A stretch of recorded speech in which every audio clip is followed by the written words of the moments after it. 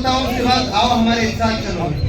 हम वक्त बचाने निकले हैं, आओ हमारे साथ चलो। दस्तूर बचाने निकले हैं, आओ हमारे साथ चलो। मुल्क बचाने निकले हैं, आओ हमारे साथ चलो। मस्जिदें बचाने निकले हैं, आओ हमारे साथ चलो। इंसान बचाने निकले हैं, आओ हमारे साथ चलो। विरासत बचाने निकले हैं, आओ हमारे साथ चलो। पहचान बचाने निकले हैं, आओ हमारे साथ चलो। रोजगार बचाने निकले हैं। आओ हमारे साथ चलो।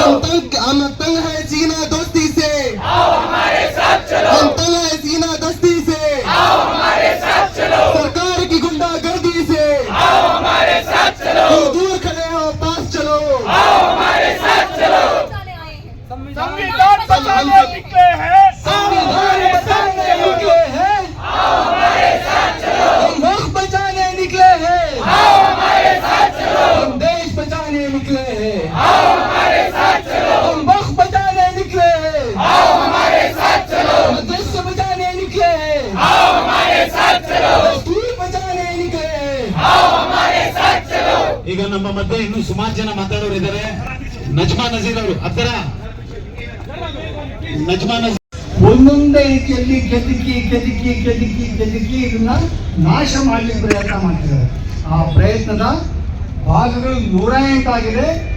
ಆ ಪ್ರಯತ್ನಗಳಲ್ಲಿ ಇವತ್ತು ಈ ದೇಶದ ನ್ಯಾಯಾಂಗ ಶಾಮೀಲಾಗಿದೆ. ಈ ದೇಶದ ನ್ಯಾಯಾಂಗ ಶಾಮೀಲಾಗಿದೆ, ಈ ದೇಶದ ಕಾರ್ಯಾಂಗ ಶಾಮೀಲಾಗಿದೆ, ಈ ದೇಶದ ಶಾಸಕಾಂಗ ಶಾಮೀಲಾಗಿದೆ. ಇವತ್ತಿನ ಒಂದು ಕರಾಳ ಕಾನೂನು ಬರ್ತಾ ಇದೆ ಅಂತಂದ್ರೆ ಅದಕ್ಕೆ ಇವೆಲ್ಲೂ ಕೂಡ ಶಾಮೀಲಾಗಿದ್ದಾರೆ. ಇದು ನಮ್ಮಲ್ಲಿರುವಂತಹ ಮೊದಲಾಗಿರುವಂತಹದ್ದು. ಈ ದೇಶದಲ್ಲಿ ತುಂಬಾ ಮುಖ್ಯವಾಗಿ ನಾವು ಕಂಡು ಬರುವಂತಹದ್ದು ಇಸ್ಲಾಂ ಏನು. ಇವತ್ತು ನಾನು ಹಳ್ಳಿಯಿಂದ ಬಂದಂಥವನು. ನಮ್ಮಲ್ಲಿ ಇಸ್ಲಾಂ ಅಂದ್ರೆ ಕುರಾನ್ ಓದಬೇಕು ಅಂತಲ್ಲ, ನಮ್ಮಲ್ಲಿ ನಾವು ನಂಬಿಕೆ ಇದೆ. ಅದೆಷ್ಟೋ ಲಕ್ಷಾಂತರ ಕೋಟ್ಯಾಂತರ ಜನ ಪ್ರತಿನಿತ್ಯ ಯಾವುದೇ ದರ್ಗಾಕ್ಕೆ ಹೋಗ್ಲಿ ಪೂಜೆ ಮಾಡ್ತಾರೆ. ಜ್ವರ ಬಂದ್ರೆ ದರ್ಗಾಕ್ಕೆ ಹೋಗ್ತಾರೆ, ನೆಗಡಿ ಬಂದ್ರೆ ದರ್ಗಾಕ್ಕೆ ಹೋಗ್ತಾರೆ, ಮಗು ಮದುವೆ ಆಗಿಲ್ಲ ದರ್ಗಾಕ್ಕೆ ಹೋಗ್ತಾರೆ, ಮಗು ಪಾಸ್ ಆಗ್ತಿಲ್ಲ ದರ್ಗಾಕ್ಕೆ ಹೋಗ್ತಾರೆ. ಇವತ್ತು ಯಾವ ರೀತಿ ಗುಡಿಗಳಿಗೆ ಹೋಗ್ತಾರೋ ಅದೇ ರೀತಿ ಈ ದೇಶದಲ್ಲಿ ಲಕ್ಷಾಂತರ ಕೋಟ್ಯಾಂತರ ಜನ ದರ್ಗಾಗೆ ಹೋಗ್ತಾರೆ, ಮಸೀದಿಗೆ ಹೋಗ್ತಾರೆ. ಅದೊಂದು ನಂಬಿಕೆ. ಮುಸ್ಲಿಂ ನಮ್ಮ ತಾಯಿ ನಾನು ಚಿಕ್ಕವನಿದ್ದಾಗಿಂದ ನಾನು ಹುಷಾರಿಲ್ಲ ದರ್ಗಾಕ್ಕೆ ಹೋಗ್ತಿದ್ದು, ನಮ್ಮ ಮಕ್ಕಳ ಮದುವೆ ಆಗಿಲ್ಲ ದರ್ಗಾಕ್ಕೆ ಹೋಗ್ತಿದ್ವು, ನಾನು ವಕಾಲತ್ತು ನೆಟ್ಟಿಗಿಲ್ಲ ಅನ್ನೋ ಕಾರಣಕ್ಕೂ ದರ್ಗಾಕ್ಕೆ ಹೋಗ್ತಿದ್ವು. ಹಾಗೆ ದರ್ಗಾಕ್ಕೆ ಹೋಗೋದು ನಮ್ಮದೊಂದು ನಂಬಿಕೆಯ ವಿಷಯವಾಗಿರುವಂಥದ್ದು. ಈಗ ಇದ್ದಕ್ಕಿದ್ದಂತೆ ಒಂದು ಕಾನೂನು ತಂದು ಆ ಕಾನೂನಲ್ಲಿ ವಕ್ಫ್ ಸಂಬಂಧಪಟ್ಟಂತೆ ಮುಸ್ಲಿಮರು ಮಾತ್ರ ಅನ್ನುವಂಥ ಶಬ್ದ ತರ್ತಿರಲ್ಲ. ಯಾರು ಕೊಟ್ಟು ನಿಮಗೆ ಆ ಹಕ್ಕು? ಈ ದೇಶದಲ್ಲಿ ಯಾವುದೇ ದರ್ಗಾ ಆಗಲಿ ಯಾವುದೇ ಮಸೀದಿ ಆಗಲಿ ಎಲ್ಲರೂ ಹೋಗ್ರಿ, ನೀವು ಎಲ್ಲರೂ ಕಂಡು ಬರ್ತಾರೆ. ಅಲ್ಲಿ ಮುಸ್ಲಿಮರು ಮಾತ್ರವೇ ಅಲ್ಲ, ಇರುವಂತಹ ವ್ಯವಸ್ಥೆ ಅದು.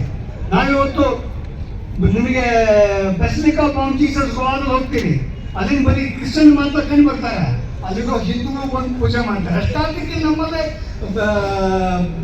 ವಿವೇಕ್ ನಗರದಲ್ಲಿ ಚರ್ಚ್ ಇದೆ, ಆ ಚರ್ಚಿಗೆ ಎಲ್ಲರೂ ಹೋಗ್ತಾರೆ, ಬಹುಪಾಲು ಹಿಂದೂಗಳು ಹೋಗ್ತಾರೆ. ಯಾಕೆ? ಇದು ಒಂದು ನಂಬಿಕೆ, ಅದೊಂದು ಧರ್ಮದ ಕಲ್ಪನೆ ಅಲ್ಲ, ಅದೊಂದು ನಂಬಿಕೆಯ ಕಲ್ಪನೆ. ಇವತ್ತು ಆ ನಂಬಿಕೆಯ ಕಲ್ಪನೆಗೆ ನಮ್ಮೂರಲ್ಲಿರೋ ದರ್ಗಾಗಳಿಗೆ ಅದೆಷ್ಟು ಜನ ಹಿಂದೂಗಳು ಭೂಮಿ ಕೊಟ್ಟಿಲ್ಲ, ಅದೆಷ್ಟು ಜನ ಇವತ್ತು ಚಾದರ್ ಹಾಕಲ್ಲ. ನೀವು ಹಜರತ್ ನಿಜಾಮುದ್ದೀನ್ ನೀವು ಹೋದ್ರೆ ದಿಲ್ಲಿ ಒಳಗೆ ನೀವು ಹೋದ್ರೆ ಹಜರತ್ ನಿಜಾಮುದ್ದೀನ್ ಮುಸ್ಲಿಮರು ಮಾತ್ರ ಬರ್ತಾರೇನು? ಹಜರತ್ ನಿಜಾಮುದ್ದೀನ್ ಆಗಲಿ ಚಿಸ್ತಿ ಆಗಲಿ ನೀವು ಅಲ್ಲಿ ಹೋದಾಗ ಕಂಡು ಬರುವಂಥದ್ದು ತುಂಬ ಮುಖ್ಯವಾಗಿರುವಂಥದ್ದು. ಎಲ್ಲರೂ ಬರ್ತಾರೆ, ಯಾರಿಗೆ ನಂಬಿಕೆ ಇದ್ರೆ ಅವರೆಲ್ಲರೂ ಬರ್ತಾರೆ. ಇವತ್ತು ನೀವು ಕಾನೂನು ತಂದು ಹಾಗಾಗಿ ಇವತ್ತು ನಮ್ಮಲ್ಲಿದ್ದಂಥ ಏನೇ ಹೇಳ್ತಾರೆ, ಎನಿ ಪರ್ಸನ್ ಕ್ಯಾನ್ ದುಡ್ಡು ಕೊಡ್ಲಿಕ್ಕೆ ದಾನ ಮಾಡ್ಲಿಕ್ಕೆ ಯಾವುದೇ ವ್ಯಕ್ತಿ ಧರ್ಮದ ಮತಲಬಿಲ್ಲ, ಧರ್ಮದ ಅವಶ್ಯಕತೆ ಇಲ್ಲ, ಯಾರಾದ್ರೂ ಎಣಿಕೆ ಮಾಡ್ಬೋದು, ವಕ್ಫ್ಗೆ ದಾನ ಮಾಡ್ಬೋದು. ಇವತ್ತು ಇರುವಂತಹ ನಂಬಿಕೆ ಅದು. ಯಾಕೆಂದ್ರೆ ಎಲ್ಲರೂ ಸೇರಿಸ್ಕೊಂಡಿರುವಂತಹ ಒಂದು ಕಲ್ಪನೆ, ಅದನ್ನ ನಾಶ ಮಾಡ್ಲಿಕ್ಕೆ ಹೊರಟಿದ್ದಾರೆ. ಯಾಕೆ?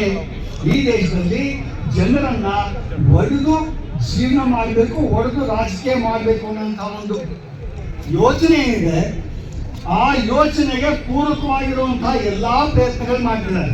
ಇವತ್ತು ನಾವು ಮಾತಾಡ್ತಿಲ್ಲ ಅಂತಲ್ಲ, ಇವತ್ತು ನಮ್ಮಲ್ಲಿ ದೊಡ್ಡ ಮಟ್ಟದ ಹೋರಾಟ ಆಗ್ಬೇಕಾದ ಅವಶ್ಯಕತೆ ಇದೆ ಪ್ರತಿಯೊಂದು ವಿಷಯಕ್ಕೆ ಸಂಬಂಧಪಟ್ಟಂತೆ. ಇವತ್ತು ನಮಗೆ ನೋಡ್ತಾ ಇದ್ರೆ ಒಬ್ಬ ನಮಾಜ್ ಮಾಡ್ತಿದ್ರೆ ರೋಡಲ್ಲಿ ಕೂತ್ಕೊಂಡು ನಮಾಜ್ ಮಾಡ್ತಿದ್ರೆ ಅವ್ನು ನಿಂತ್ಕೊಂಡು ಹೊಡಿತಾರೆ, ಅವ್ನು ಟೋಪಿ ಹಾಕೊಂಡಿದ್ರೆ ಅವನ ರೈಲ್ವೆ ಸ್ಟೇಷನ್ ಹೊಡಿತಾರೆ. ಇವತ್ತು ವಕ್ಫ್ ವಿರುದ್ಧ ಮಾತಾಡಿದ್ರೆ ಒಬ್ಬ ಸೈನಿಕನ ಹೊಡೆದಿದ್ದಾರೆ, ಒಬ್ಬ ಸೈನಿಕನ ಒಬ್ಬ ಅಧಿಕಾರಿಯನ್ನ ಹಿಂದೂ ಅಧಿಕಾರಿ ಆ ವ್ಯಕ್ತಿ ವಕ್ಫ್ ಕಾನೂನು ಸರಿಯಲ್ಲ ಅಂತ ಹೇಳಿದ್ದಕ್ಕೆ ಹೊಡೆದಿದ್ದಾರೆ. ಅರಾಜಕತೆಯನ್ನು ಇವರು ಬೇರೆ ಎಲ್ಲ ಕಡೆಗೆ ತಳ್ತಾ ಇದ್ದಾರೆ. ಇದೊಂದು ರೀತಿ ಆಂಟಿ ಮುಸ್ಲಿಂ ಸೆಂಟಿಮೆಂಟ್ ತರಬೇಕು ಅನ್ನೋ ಕಾರಣಕ್ಕಾಗಿ ಏನೆಲ್ಲ ಪ್ರಯತ್ನಗಳಾಗಬೇಕು ಆ ಪ್ರಯತ್ನಗಳನ್ನ ಮಾಡ್ತಿದ್ದಾರೆ. ಇದಾಗುತ್ತೆ ಇದು. ನಾವು ಇದನ್ನ ಹೋರಾಟ ಸಂವಿಧಾನ ಕಾಪಾಡೋಣ, ಸಂವಿಧಾನ ಕಾಪಾಡೋಣ. बोल शांति हल्ला बोल, काले कानून पे हल्ला बोल. दोस्तों माफ करिएगा, हम खड़े होने में यूनिटी नहीं दिखा पा रहे. सोचिए, काले कानून से लड़ने में क्या यूनिटी दिखाएंगे?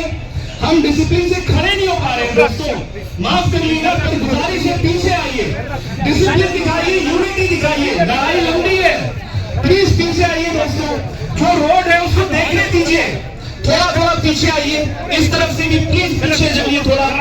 स्पीकर्स की बात सारे लोग सुन पाएंगे. प्लीज थोड़ा पीछे आइए, यूनिटी का मुजाहिरा करिए. थोड़ा पीछे आइए. जज़ाकल्लाह.